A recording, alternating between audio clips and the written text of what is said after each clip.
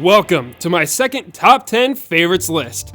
If you want to check out my first one, top 10 favorite zoos video, you can click on the card above, even though it's outdated. This time, I'll be revealing my all-time favorite habitats and overall areas broken down from over 25 zoos and aquariums. Few things before I start. 1. Some zoos will be mentioned twice, not necessarily because I've visited very few parks, but because their exhibits just happen to be that good. 2. These will be very brief because I have either featured them already or will present them to you in the future. 3.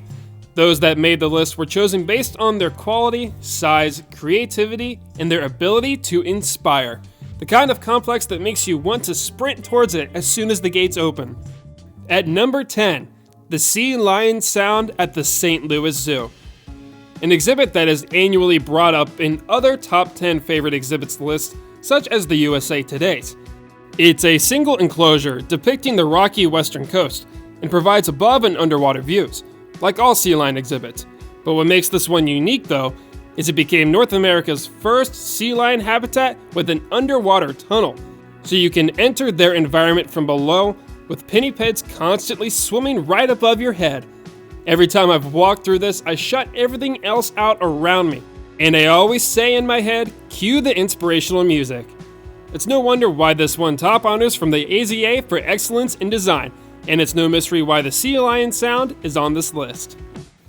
Number 9, the Glacier Run at the Louisville Zoo. An impressive area that came out of the year 2011, the Glacier Run acts as an abandoned gold mining town in Alaska. Abandoned for a couple of reasons. The amount of creative elements in the Glacier Run is astounding. You can get nose-to-nose with bears and seals. You're almost guaranteed to see the bears walk above where you stand. Their pool is so tall and or deep that the viewing area is 2 stories. Broken roads and warning signs are scattered throughout the exhibits. The panoramic views are unforgettable. And lastly, it has a massive, open predator and prey setup. Like the previous habitat, this too was awarded by the AZA for excellence in design. At number 8, the Dolphin Dome at the Indianapolis Zoo. Arguably the most unique one on this list, the zoo's indoor dolphin complex, with amphitheater included, opened in 1988, but it wasn't until 2005 when they added a $10 million underwater dome in the middle of the tank, allowing the dolphins to literally swim around and above you from every angle. To describe this as unique would be correct if you were speaking literally, because it's the only one of its kind in the world. The dome is open at all times, even during the shows, so you can always get a front seat look at their process of breaching and plunging. See the Oceans exhibit in its entirety in the card above. Number 7, the Columbus Zoo's Polar Frontier. Another attraction I recently covered, and probably the highest quality one I've featured to date. Just to recap, this 4-acre Alaska-themed part of the zoo opened in 2010. Displays just 3 species, 2 of them in some of the best enclosures of their field, along with a view that is sure to inspire. For those who don't know, their main exhibit allows you to not only get toe-to-nose with polar bears as they're swimming, but based on experience, you're guaranteed to see them walk above you. The underwater viewing is basically half a tunnel, allowing you to step into the water where the bears will swim above you, surprise you with their dives, and even hunt live fish. And yes, the Polar Frontier is award-winning. In the number 6 spot, the Penguin and Puffin Coast at the St. Louis Zoo. Featured only just a few weeks ago, this 15-year-old mostly indoor exhibit captures your attention with its cool temperatures, a simulated cloudy sky, and an open concept where penguins are not only on either side of you, but they are also within arm's reach, making it North America's first walk-through indoor penguin habitat. The birds, including puffins, are free to explore the very edges of the rock barrier. In some spots, they'll even look down at you from the high points. But overall, nothing but a short fall keeps them in. Number 5, the Serengeti Safari at Busch Gardens. The only one on this list that I don't have footage of because I last made a visit nearly 10 years ago, but the memories are still fresh. The Africa region takes up the entire east half of the theme park. This savanna alone is 65 acres. That's bigger than most zoos around the world. For a fee, you can go on an open-topped safari truck and explore the entire field. You'll get up close to several gazelles, zebras, and even white rhinos. But the highlight of it all is feeding the giraffes. As they come to you, they overtower the truck and place their heads into your space. No matter the cost, this is worth doing over and over again. Number 4, the Columbus Zoo's Heart of Africa. Established in 2014, this is still the zoo's newest exhibit. In order to construct it, the park actually had to expand. It may not just be one giant savanna, but at 16.5 acres, this is still far from your average Africa habitat. I consider this one of the more Disney-esque exhibits you'll find at a traditional zoo.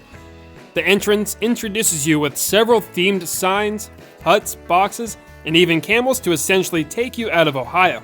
It's all a build-up for what's down the path. A 10-acre mixed species plains, home to giraffes, zebras, wildebeest, and even guinea fowl. It's so perfectly blended in with its surrounding environment that you can't tell where it ends. You wouldn't know that just a few hundred feet beyond that hill is a large neighborhood. The greatest illusion, however, is in front of the savannah. The lion exhibit that does an amazing job at making it look like they share space with their prey. The Heart of Africa is more than deserving of its top honors award. Number 3, Tropic World at the Brookfield Zoo. Many zoo nerds who need to get a life, including myself, would say that I am crazy for praising this exhibit. Tropic World was built through 3 phases in the mid-80s. At nearly 1.5 acres, this opened as the largest indoor rainforest in the world. It encompasses the tropical environments of 3 continents, South America, Asia, and concludes with Africa, with animals from anteaters to gibbons to gorillas. The sheer size of each habitat alone is enough to make your jaw drop. Other than the occasional tamarin crawling above the viewing path, you're not actually able to get close to nearly the rest of the animals. Each exhibit is filled with 60-foot tall trees, and if they wanted to, the animals could spend their entire lives without even touching the ground. Despite all this, it's criticized for its outdated and artificial look, and doesn't allow any outdoor access to its residents. Hopefully, if you haven't seen it, you'll be able to give your opinions pretty soon, because I'll be featuring this Tropic World in the coming months. At number 2, the Penguin Conservation Center at the Detroit Zoo. I am able to admit that this is the closest any zoo-related thing that nearly forced tears out of my eyes. The design is positively overwhelming. Regardless of that, it also helps to be the largest penguin exhibit in the world. The cheesy statement that I sometimes make, it's more than a display, it's an experience. This time literally pertains to the Penguin Conservation Center. After enjoying this view, the only exhibit in the building, it's followed up with something you won't find anywhere else. A 4D room acting as Ernest Shackleton's Endurance ship, as you and their crew make your way through the Drake Passage. You feel the cold, the wind, and even the mist from the virtual waves. As you walk through it, you'll stroll through the waters on a casual sunny day, then experience a life-threatening storm, followed by the most beautiful and peaceful artificial sight you'll ever see. The bottom level features 2 underwater tunnels, allowing the penguins to swim above you, to the sides of you, and even below you. The 2 tunnels are intercepted by an immense 25-foot tall panel, and need I give more praise to this award-winning place? I encourage you to not only see it for yourself, but also check out my tour, the greatest one I've produced for the world's greatest penguin encounter. And now for the honored number 1 spot, the Oceanarium at the Shed Aquarium. Opened in 1991, the Oceanarium extends itself over 1.25 acres in size, not only making it the largest addition in the aquarium's history, but is also the world's largest indoor marine mammal facility. This award-winning attraction can only be accessed by walking through the mountainous forest of the Pacific Northwest, as all views are cut off by mounds of rock and large pines. The first floor features 8 exhibits for sea lions, belugas, Pacific white-sided dolphins, and sea otters, combining to a total of 3 million gallons, including an amphitheater, along with a consistent view of Lake Michigan that blends well with the Oceanarium's waters. The experience doesn't end there, as the second floor offers underwater viewing of the whales, the dolphins, and the sea otters. But the hidden gems are the penguins of the icy south. Every angle, every corner is built to inspire. And the Oceanarium certainly further expanded my respect for marine life and my motivation to learn more about them. I cannot wait to show you this exhibit in its entirety. And that concludes my top 10 favorite exhibits of all time. Of course, this is just part 1, until I visit more parks. I'm interested to not only hear what you think, but I'd also like to hear what your favorite exhibits are and why. Don't forget to subscribe and begin following me around the country's zoos. But also don't forget to answer this week's trivia question. And as always, thank you for watching Zoo Tours.